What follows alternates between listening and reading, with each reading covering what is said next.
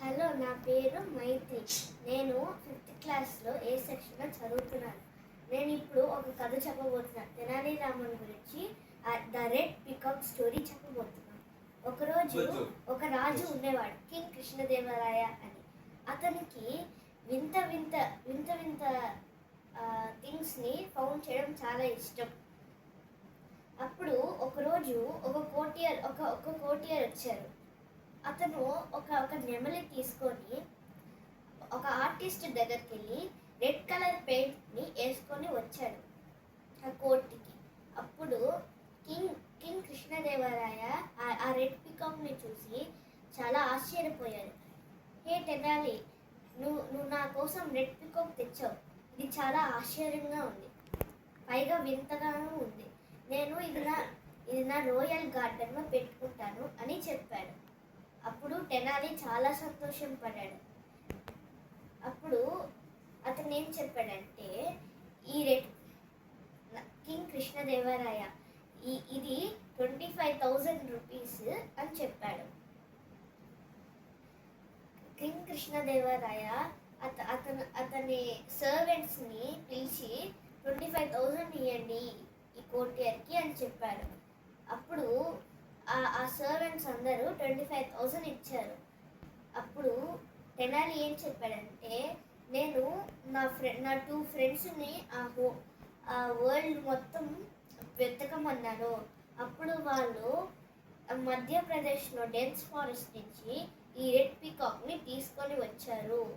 అప్పుడు కింగ్ కృష్ణదేవరాయ చాలా సంతోషం పడ్డాడు. అప్పుడు ఒక కోటియరు తెనాలి చూశారు.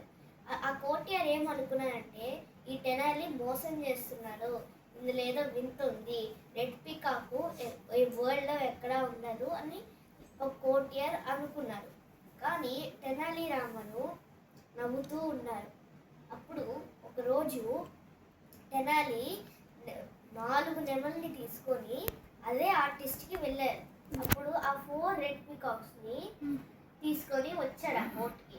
అప్పుడు కింగ్ ఇంకా సంతోషం పడ్డాడు.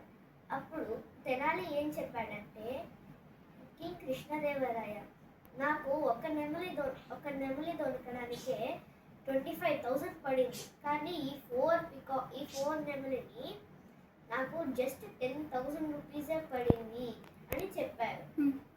అప్పుడు ఆ కింగ్ కృష్ణదేవరాయ మళ్ళీ సర్వెంట్స్ని అడిగి 10,000 రూపీస్ తెనాలికి ఇవ్వమన్నారు.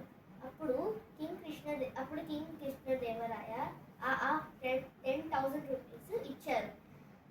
అప్పుడు ఒక కోటియర్ వచ్చి, కింగ్ కృష్ణదేవరాయ, ఇతను నిన్ను మోసం చేసేటట్టు ఉన్నారు, నువ్వెందుకు ఇలా నమ్మేస్తున్నావు అని ఒక కోటియర్ చెప్పారు. అప్పుడు కింగ్ కృష్ణదేవరాయ ఆ పీకాక్ని టచ్ చేశారు. అప్పుడు టచ్ చేస్తే ఆ రెడ్ పెయింట్ అంతా వచ్చేసింది హ్యాండ్కి.